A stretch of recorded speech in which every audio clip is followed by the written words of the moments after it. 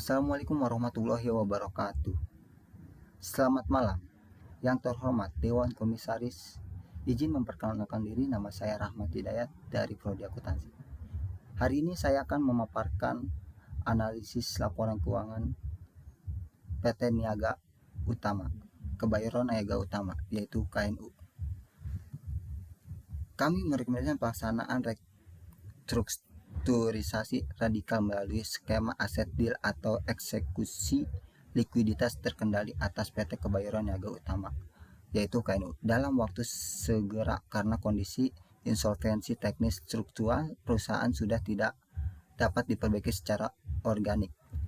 Operasional mandiri perusahaan saat ini telah berada pada fase destruksi nilai modal secara permanen, di mana setiap peningkatan volume penjualan justru bertindak sebagai akselerator kerugian akibat margin operasional yang terinfeksi secara kronis. Penyelamatan korporasi hanya dimungkinkan apabila seluruh beban masa lalu diisolasi secara hukum dari aset produktif komersialnya. Nah, adapun 3 keyline argumen alasan utama yang merangkum temuan dari seluruh rangkaian audit forensik dan analisis prospektif. Yang pertama, kelumpuhan metabolisme kas operasional. Perusahaan KNU ini menderita kemacetan modal kerja akut dengan piutang usaha pihak ketiga sebesar 1,01 triliun yang terperangkap dalam siklus penagihan Days Sales Outstanding, bisa disebut juga dengan DSO, selama 143 hari. Kondisi ini memicu ketergantungan parasistik mutlak pada utang induk usaha sebesar 2,18 triliun untuk mendanai biaya operasional berjalan. Yang kedua, insolvensi teknis dan destruksi nilai ekuitas. Akumulasi defisit finansial sebesar 1,6 triliun telah menggerus habis seluruh modal di sektor histori perusahaan. Hal ini menempatkan KNU jauh di dalam distress dengan skor Altman Z score sebesar min 2,10 serta memicu fenomena negatif leverage akibat margin operasional neto yang negatif sebesar minus 5,9%. Yang ketiga, paparan rasio struktur non finansial ESG yang pada perusahaan menghadapi ancaman likuiditas sekitar dari kewajiban imbalan kerja sebesar 3,4 miliar yang bersifat unfunded di bawah note 15. Risiko sosial ini dikombinasikan dengan ketidakmampuan modal bisnis logistik bermargin negatif dalam menanggung beban transfer pajak karbon masa depan akan mempercepat kebangkrutan perusahaan jika terjadinya goncangan hukum atau regulasi. Untuk analisis metabolisme kas, kausalitas dari runtuhnya kesehatan finansial PT KNU berakar pada disfungsi kronis dengan manajemen modal kerja, khususnya kegelapan fatal dalam menagih hutang usaha. Pihak ketiga yang menumpuk hingga 1,0 triliun dengan efisiensi penagihan yang lumpuh dan perputaran Days Sales Outstanding yang membengkak sehingga 123 hari, kas operasional perusahaan tersendat selama hampir 5 bulan di tangan pelanggan.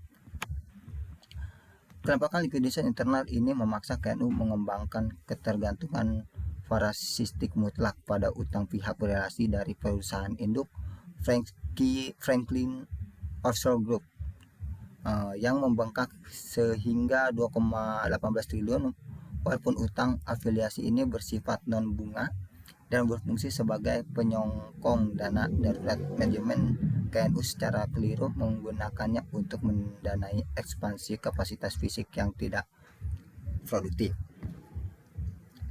Hal ini Hal ini terbukti dari lonjakan kapitalisasi agresif atas aset hak guna berdasarkan PSAK 73 yang melesat menjadi 847,5 miliar untuk sewa gudang dan armada logistik raksasa. Imbasnya struktur laba rugi perusahaan hancur akibat beban tetap yang timbul dari biaya bunga sewa hak guna serta beban penyusutan atau amortisasi hak guna sebesar 235,2 miliar. Nah, di sini ada kayak ranking of Financial Group Index. Itu induknya dari PT Kebayoran Niaga Utama KNU. Nah, dia menyediakan subsidi suplai dan fasilitas utang dagang sebesar 2,18 triliun. Nah, si KNU ini kas akhir tersisa hanya 236,9 juta. Nah, si PT KNU ini piutangnya macet dengan 1,01 triliun selama 143 hari dan stok bertahan di pelanggan atau pasar lokal. Nah, analisis struktur organisasi PT KNU secara anatomis berfungsi sebagai anak perusahaan parasitik atau zombie company di dalam ekosistem grup berdasarkan bedah struktur reliabilitas jangka pendek. Ditemukan data krisis bahwa utang usaha pihak berelasi sebesar 2,8 triliun mendominasi secara ekstrim, yaitu mencakup 80,61% dari total kewajiban jangka pendek perusahaan. Angka utang berelasi ini bahkan telah jauh melampaui seluruh sisa ekuitas dilaporkan yang berada di angka 751,9 miliar. Angka ini dari laporan keuangan PT KNU sendiri dari tahun 2024 sampai 2025. Nah, untuk analisis tumor akuntansi ini untuk PT KNU pemeriksaan forensik mendalam mendeteksi adanya distorsi akuntansi material yang berfungsi sebagai tumor untuk mempercantik laporan posisi keuangan di laporan distorsi utama terletak pada bertahannya pos aset pajak tangguh fiktif sebesar 140,9 miliar di bawah aturan PSAK 46 sesuai standar akuntansi ya. Nah, data DTA ini hanya boleh diakui jika terdapat keyakinan terukur bahwa perusahaan akan menghasilkan laba fiskal di masa depan untuk memulihkan manfaat pajak tersebut, mengingat KNU menderita akumulasi defisit kronis sebesar 1,6 triliun akibat kerugian operasional struktural.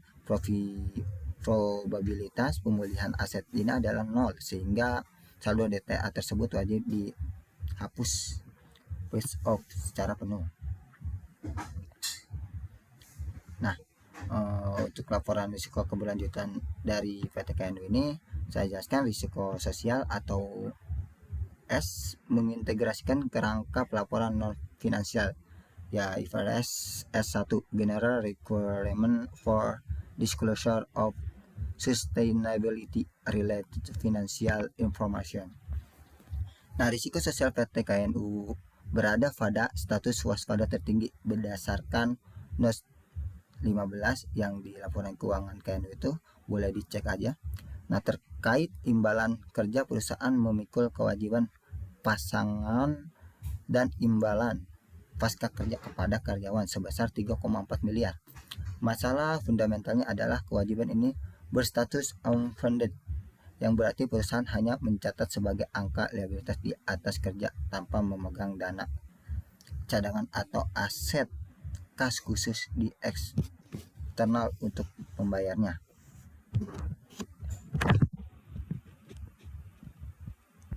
Nah, untuk dalam skenario restrukturisasi radikal yang melibatkan rasionalisasi tenaga kerja atau PHK, masa untuk efisiensi kewajiban akuntansi ini akan langsung berubah demi hukum menjadi kewajiban arus kas keluar seketika yang bisa disebut dengan immediate cash outflow. Mengingat saldo kas real KNU yang tersisa pada akhir periode hanya sebesar 236 juta, perusahaan tidak akan memiliki kapasitas likuiditas sama sekali untuk mengeksekusi pembayaran pesangon tersebut. Nah, untuk risiko transisi lingkungan yaitu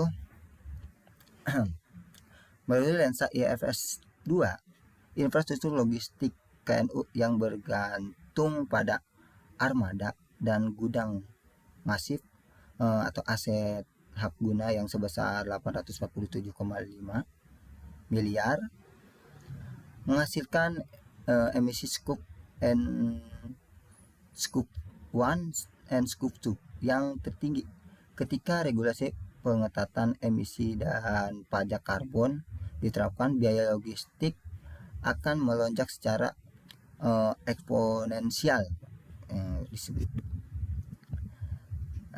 dengan margin operasional neto yang sudah negatif minus 5,9%. Model bisnis KNU memiliki zero financial buffer untuk menyerap biaya tersebut, ditambah hilangnya daya tawar yang disebut dengan pricing power di pasar. Yes. Ya.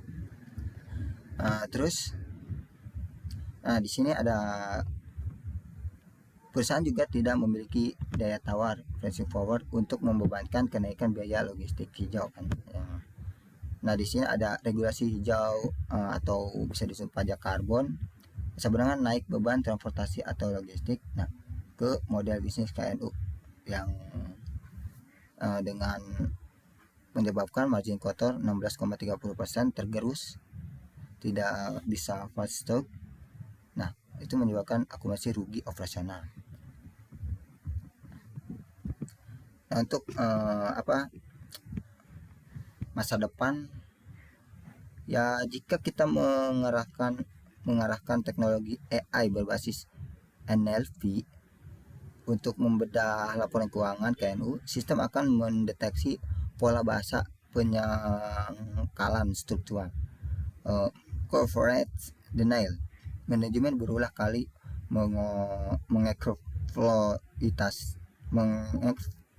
eksploitasi opini WTF, wajah tanpa munculan dari akuntansi publik sebagai tameng naratif untuk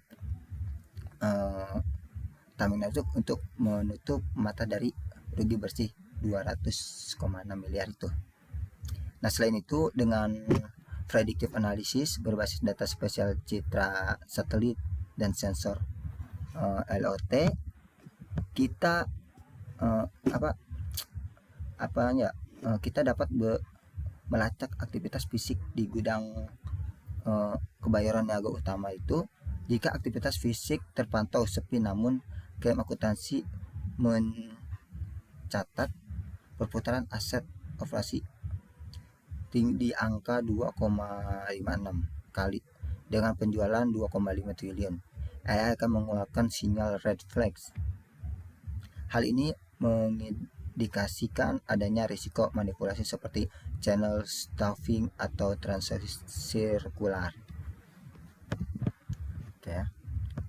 Dan untuk strategi penyelamatan PT KNU ini untuk membawa KNU keluar dari distress zone atau kesulitan keuangan ya, distress finance, menuju safe zone lebih besar 2,60, dibutuhkan rekayasa permodalan.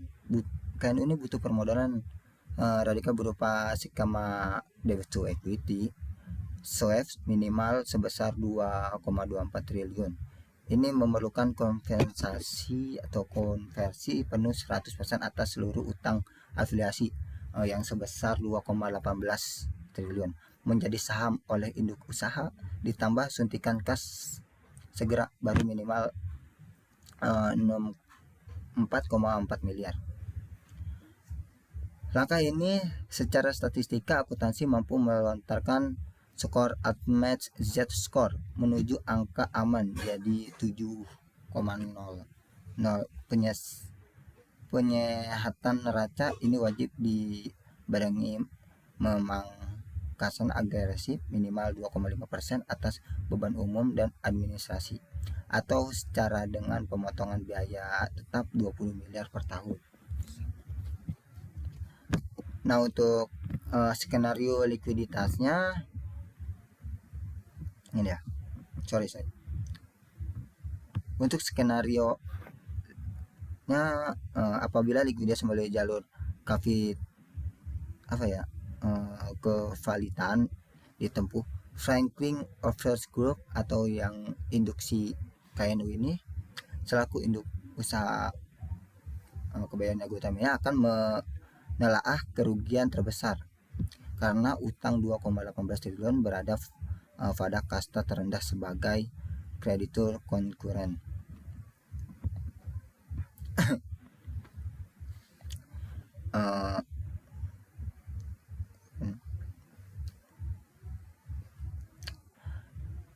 Maka ya terbesar karena utang 2,8 triliun 18 triliun berada pada kasta terendah sebagai kreditur konkuren subordinasi nilai hangus total menjadi zero value, penjualan seluruh aset di bawah tekanan pasar, flash sale diskon diproyeksi hanya menghasilkan dana likuiditas sebesar 164 triliun.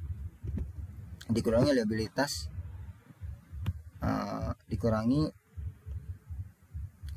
liabilitas prioritas utama, pasangan karyawan historis dan utang pajak.